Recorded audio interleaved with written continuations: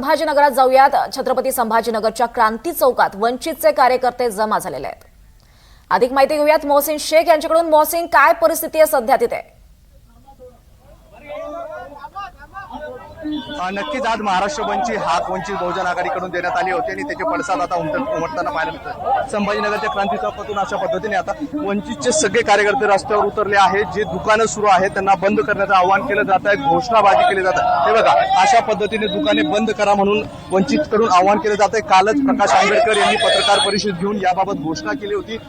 महाराष्ट्र बंदची हाक दिली होती। समविचारी पक्षांनी देखील यात सहभागी व्हा असं सांगितलं होतं। आता अशा पद्धतीने ही सगळी दुकानं बंद करण्याचं आवाहन केलं जातं। जी दुकानं सुरू आहे त्यांना दुकानं बंद करण्याबाबत सांगितलं जातं। अशा पद्धतीने सेटर खाली ओढले जात आहेत। दुकानं हात जोडून रिक्वेस्ट करून हे बघा, अशा पद्धतीने दुकानं बंद आता करायला संभाजीनगरमध्ये सुरू झालेलं आहे। वंचित बहुजन आघाडीकडून आंदोलन केलं जात होतं। काय तुम्ही रिक्वेस्ट करताय लोकांना दुकानं बंद करण्याची? आम्ही या ठिकाणी लोकांना शांततेनं संविधानिक मार्गाने आम्ही लोकांना आणि व्यापाऱ्यांना विनंती करत आहे की धर्मेंद्र प्रधान यांचा विद्यार्थ्यांसाठी जोपर्यंत राजीनामा होत नाही तोपर्यंत कळकळीत औरंगाबाद शहरामध्ये आम्ही विनंती करणार आहे। वंचित बहुजन आणि समविचारी सर्व पक्षांच्या वतीनं आणि संघटनांच्या वतीनं सुद्धा आणि तसा प्रतिसाद सुद्धा ते व्यापारी संघ आणि रिक्षा चालक सगळे देत आहे। अनेक ठिकाणी बंद झालेलं आहे। शिवाजीनगर असेल, गारखेडा असेल, टीव्ही सेंटर असेल, वेगवेगळ्या विभागातील शहराध्यक्षांना आम्ही आदेश दिले आणि त्याप्रमाणे बंदला प्रतिसाद मिळत आहे। हे तुम्हाला पुन्हा चित्र दाखवतोय। पोलिसांचा मोठा बंदोबस्त आहे।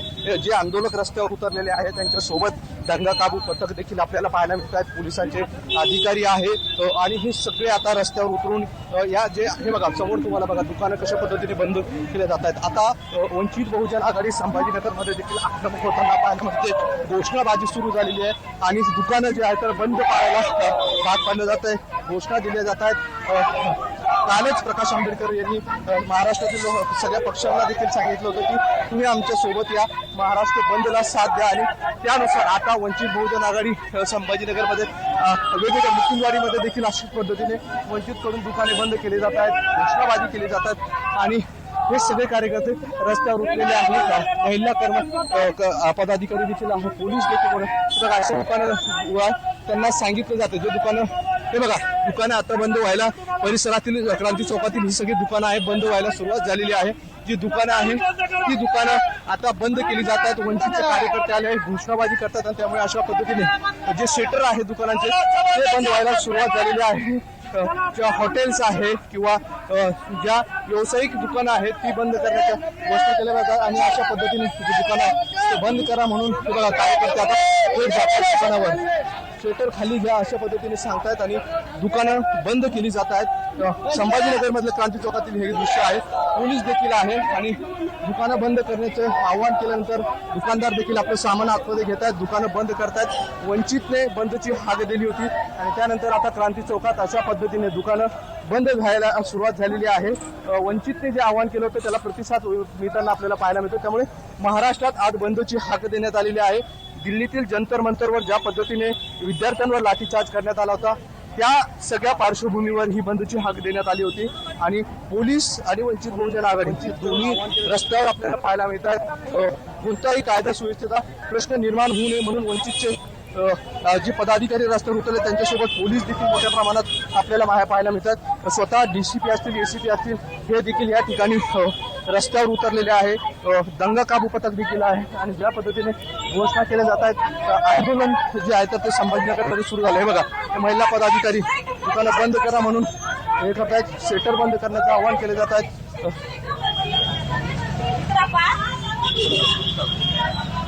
शिक्षणासाठी जंतर मंतरवर काय प्रकरण चालू मारहाण चालू, शिक्षणाच्या अधिकारासाठी आम्ही लढतो। तुम्हाला हात जोडून विनंती की तुम्ही ना जंतर मंतरवर जे काय चाललेलं आहे तर तुम्ही आताच्या आता महिला काय पदाधिकारी वंचितच्या त्या देखील रस्त्यावर उतरत आहेत, दुकानं बंद करायला लावतात। पाऊस देखील सुरू झालेला आहे, मात्र एवढ्या सगळ्या परिस्थितीवर मोठा वंचितचे पदाधिकारी जमाव आता रस्त्यावर उतरलेला आहे।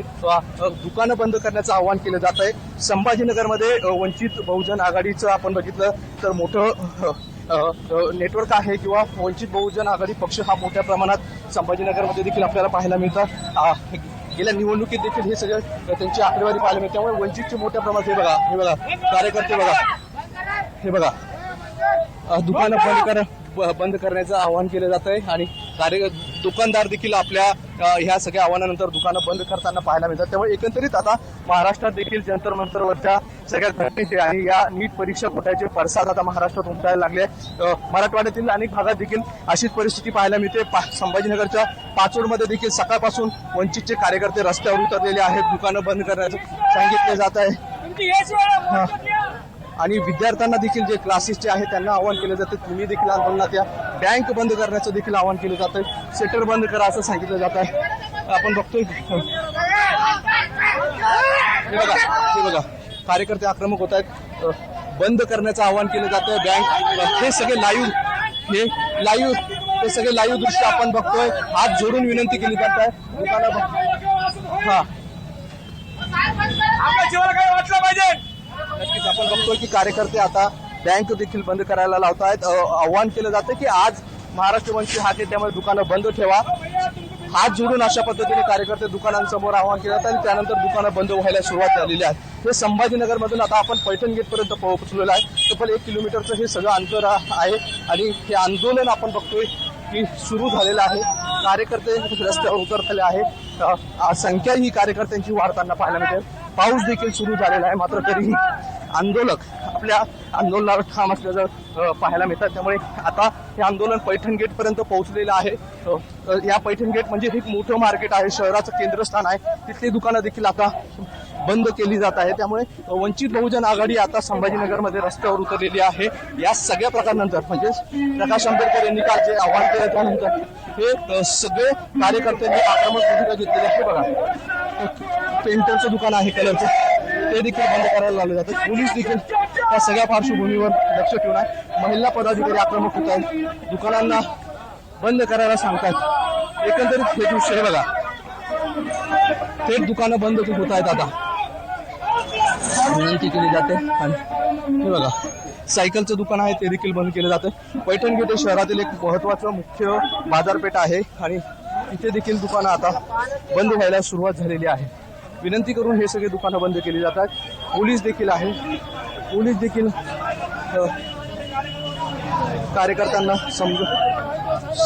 शांततेत आंदोलन करण्याचं पोलिसांकडून सांगितलं जातं आणि कार्यकर्ते देखील हे बघा सायकलचे येथे मोठ्या दुकानांना सगळ्या दुकानं आता बंद करण्यासाठी वंचितचे कार्यकर्ते आक्रमक होताना आपल्याला पाहायला मिळतात. ते पैठण गेटमधलं हे बघा आपण काय पदाधिकारी आहे हे बघा हे सगळे आपण काही लोकांशी बोलण्याचा प्रयत्न करूया. वंचित बहुजन आघाडीचे त्यांच्याशी नेमकं काय त्यांचं म्हणणं आहे. आंदोलन करताय प्रतिसाद देखील मिळतो लोक बंद करतात काय एकूण चित्र आहे जिल्ह्यातील. वंचित बहुजन आघाडीचे सर्व आदरणीय बाळासाहेब आंबेडकरांनी या बंदचं आव्हान केलेलं आहे आणि त्याला आंबेडकरी चळवळीतील आम्ही सगळे इतर पक्षामध्ये कामं करणारे जे कार्यकर्ते आहोत त्या बंदला आम्ही प्रतिसाद म्हणून या रस्त्यावरती या ठिकाणी उतरलेलो आहोत. अतिशय संवेदनशील विषयामध्ये बाळासाहेबांनी हा बंद पुकारलेला आहे. देशातील तब्बल 29 विद्यार्थ्यांनी या ठिकाणी आत्महत्या केल्यात. हजारो विद्यार्थ्यांवरती लाठीचार्ज या ठिकाणी अमानुषपणे करण्यात आलेला आहे.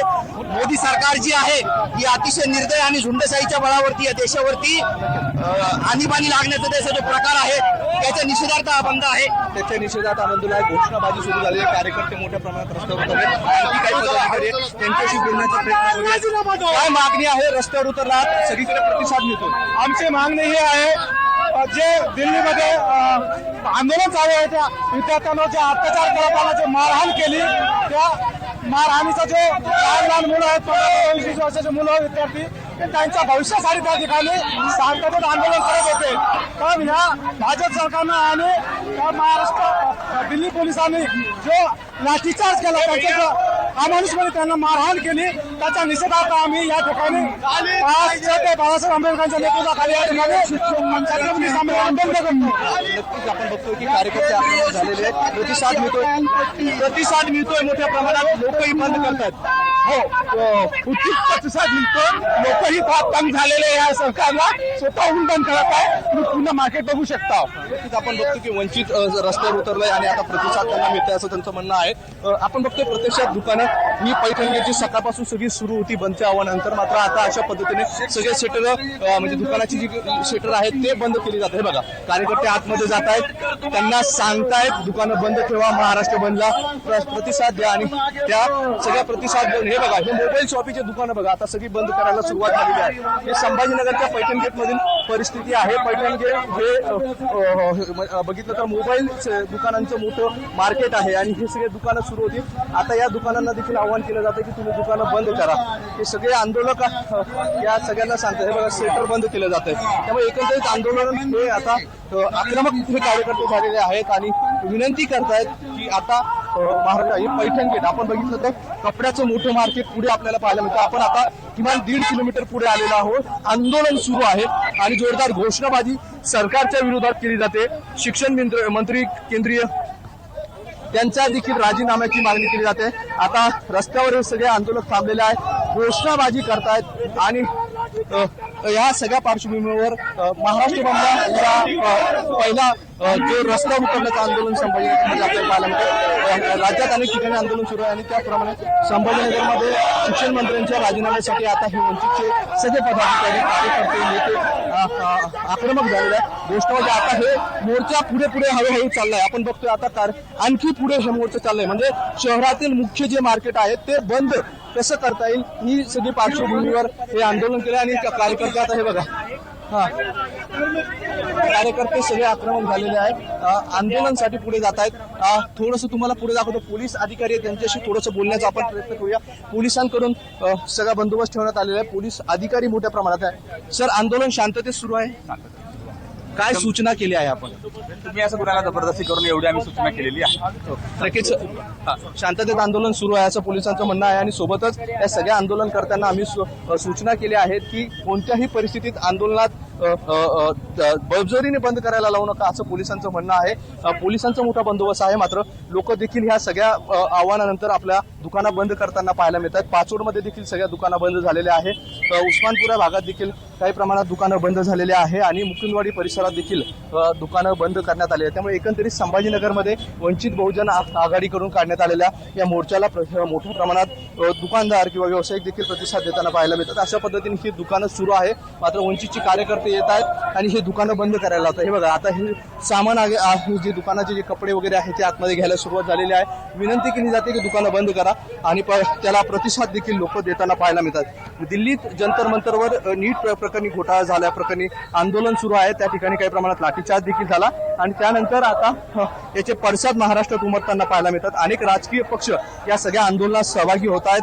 उद्धव ठाकरे असतील किंवा राज ठाकरे असतील हे बघा काय पोलीस आता या सगळ्या आंदोलकांना अडवण्याचा प्रयत्न करतायत.